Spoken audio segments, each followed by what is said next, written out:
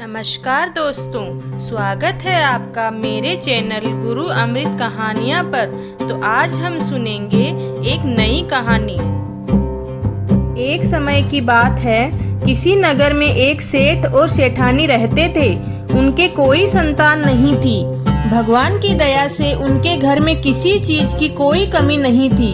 घर में सब कुछ ठीक चल रहा था।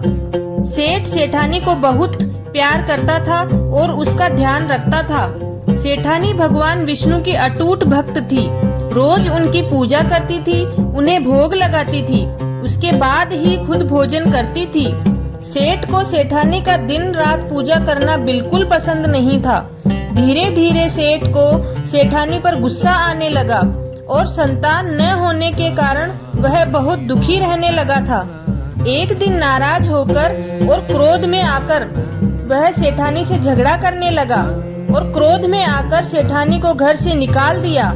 सेठानी ने बहुत विनती की पर सेठ नहीं माना। अब सेठानी सोच रही थी कि मैं कहाँ जाऊं। यह सोचकर वह जंगल की ओर चल दी। जंगल में सेठानी ने देखा कि वहाँ 4 आदमी मिट्टी खोदने का काम कर रहे हैं। सेठानी उनसे बोली कि मुझे मेरे पति ने घर से निकाल दिया है, मेरा कोई ठौर ठिकाना नहीं है, तो मुझे भी कोई काम दे दो। उन्होंने सेठानी पर दया आ गई। उन्होंने सेठानी को काम दे दिया। वह दिन रात भगवान का नाम जपती और मिट्टी खोदती रहती। कभी कभी मनुष्य को समय उसका साथ नहीं देता है, किस्मत उसकी परीक्षा लेती है। मिट्टी खोदने से सेठानी के हाथों में बड़े बड़े छाले पड़ गए। तेज गर्मी में काम करने से सर के बाल भी उड़ गए। उसकी ऐसी हालत देखकर वह 4 आदमी बोले, बहन, लगता है तुम किसी अच्छे घर से हो।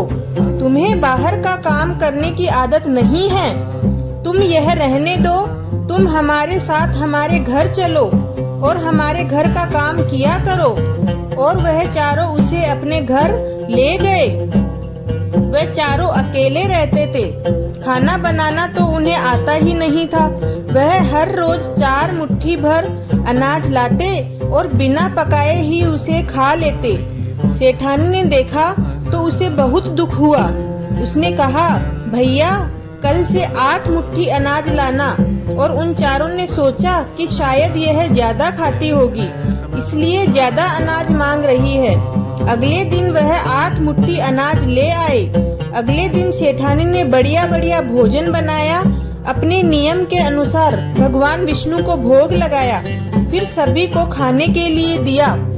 सभी ने भोजन खाया तो खुशी से झूम उठे। उन्होंने बोला, बहन, इतना स्वादिष्ट भोजन तो हमने आज तक नहीं खाया है। तो वह सेठानी बोली, भगवान का प्रसाद है, स्वादिष्ट तो होगा ही। अब वह 4 आदमी अपनी सगी बहन की तरह सेठानी का ख्याल रखते। अब सेठ जी के घर में सेठानी के जाने के बाद बुरा समय आ गया। आस पड़ोस के लोग भी कहने लगे कि यह सेठ तो सेठानी के भाग्य का ही खाता था। सेठ को बहुत पछतावा हुआ। वह सेठानी को ढूंढने के लिए निकल पड़ा और ढूंढते ढूंढते उसी जंगल में जा पहुंचा जहां वह 4 आदमी मिट्टी खोद रहे थे। सेठ उन्हें देखकर बोला कि भाई, मुझे भी काम दे दो। उन्होंने उसे काम पर रख लिया। लगातार काम करने से सेठ के हाथों में छाले पड़ गए। तेज गर्मी में उसके सर के बाल उड़ गए।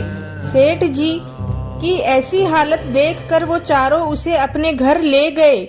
सेठानी घूंघट में थी तो सेठ उसे पहचान नहीं पाया। सेठानी ने 4 भाइयों को खाना परोस दिया, पर जैसे ही सेठ को भोजन परोसने लगी, भगवान विष्णु ने उसका हाथ पकड़ लिया।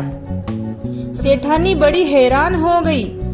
वो 4 आदमी उससे बोले, बहन, भोजन क्यों नहीं परोस रही हो?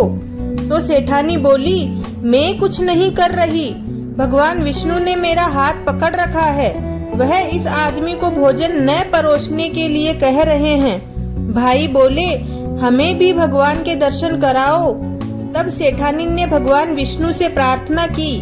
भगवान विष्णु सेठानी की प्रार्थना पर सबके सामने प्रकट हो गए।